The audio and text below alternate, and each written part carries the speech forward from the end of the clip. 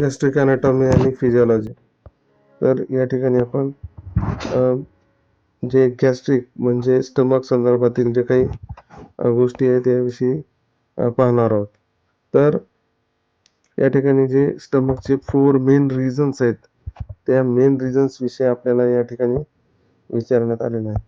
तर यातील जे कार्डियाक, फंडस, बॉडी आणि पायलोरम. त्याच्यानंतर पुढचा क्वेश्चन आहे, which cell secrete HCl and intrinsic factor. तर पॅरेंटल सेल्स जे आहेत, तर ते पॅरेंटल सेल्स काय करतात, HCl सिक्रेट करतात आणि इंट्रिन्सिक फॅक्टर सिक्रेट करतात. HCl हे डायजेशनसाठी इम्पॉर्टंट असतं. त्याचबरोबर इंट्रिन्सिक फॅक्टर हे व्हिटॅमिन B12 जे व्हिटॅमिन आहे ते व्हिटॅमिन अब्झॉर्ब करण्यासाठी हेल्प करत असतं. त्याचबरोबर पुढचं आहे, जे चीफ सेल्स आहेत, या चीफ सेल्सचं फंक्शन काय आहे, तर सेक्रेट पेप्सिनोजन. आणि पेप्सिनोजन काय करतं, प्रोटीनला डायजेस्ट करण्याचं काम केलं जातं. त्यानंतर what hormone increase gastric acid secretion.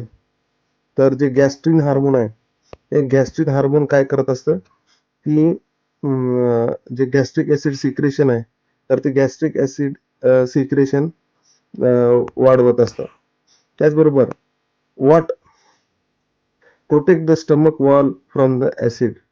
तर आपण जे काही HCl आहे, तर ते HCl पासून आपल्याला स्टमकला जे काही स्टमक वॉल आहे याला प्रोटेक्ट करण्याचं काम कोण करतं, म्युकस आणि बायकार्बोनेट लेयर.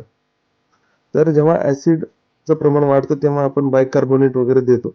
तर त्याचबरोबर जे आपले स्टमकची म्युकस आहे आणि बायकार्बोनेट आहे, तर हे म्युकस आणि बायकार्बोनेट काय करत असतात, आपल्याला स्टमकचं प्रोटेक्शन करतात ऍसिड पासून. What nerve stimulate gastric motility and acid secretion.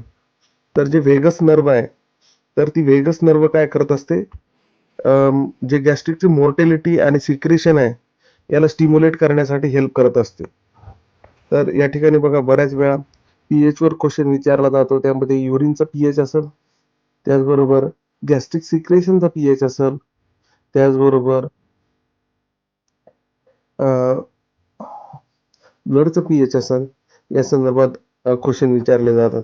तर स्टमकचा pH आहे 1 ते 3, व्हेरी ऍसिडिक असतो, कारण यामध्ये HCl सारखं एकदम डेंजरस असं ऍसिड सिक्रेट होत असतं. त्यामुळे हे जे pH आहे किंवा गॅस्ट्रिक सिक्रेशन आहे, तर हे खूप ऍसिडिक असतं.